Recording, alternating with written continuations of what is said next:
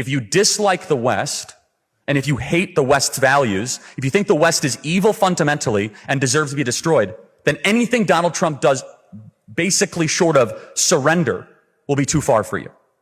If I was visiting this school 100 years ago, speaking in support of an American president, I think we would at least have some broad agreement on what a country's leader should be trying to do.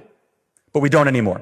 I don't think it's because America's changed. In fact, I think it's because Britain has changed. From my perspective, Britain is one of the greatest countries in the history of the world. You were the country of Shakespeare, the steam engine, and Adam Smith. You defeated Napoleon. You destroyed the slave trade. You stood up to Hitler. My country, America, became great as it is because of what we inherited from you, from Britain.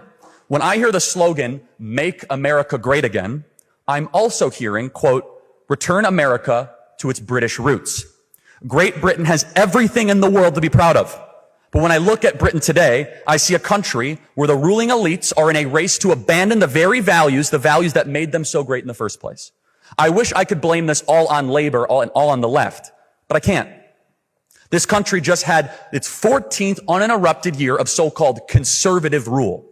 And what did they conserve exactly? Well, they didn't conserve the ancient British rights to freedom of speech. In Britain today, 30 people a day are arrested for offensive posts on social media, according to the Telegraph.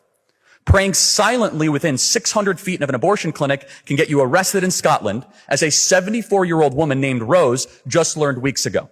Members of Parliament scold British citizens for thinking they have the right to say that they do not have the right to say things that offend Muslims.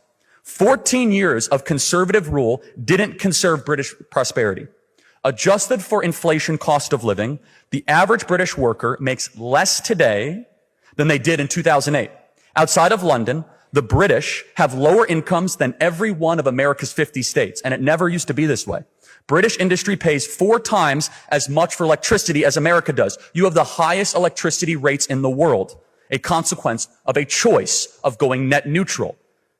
Nothing will kill a modern economy faster than high energy prices. And the country that invented the steam engine now has some of the highest energy prices on the planet.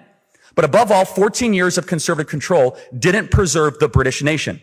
This country's conservatives thought it was their moral duty to allow anyone from the third world to move here. They didn't need to hold Western values. They didn't need to have useful skills. They could go on welfare immediately. Just last week, Keir Starmer announced he's changing the law to make sure immigrants who commit crimes are deported, because the conservatives never actually bothered passing that law themselves. The dying out of the British nation means the dying out of Christianity.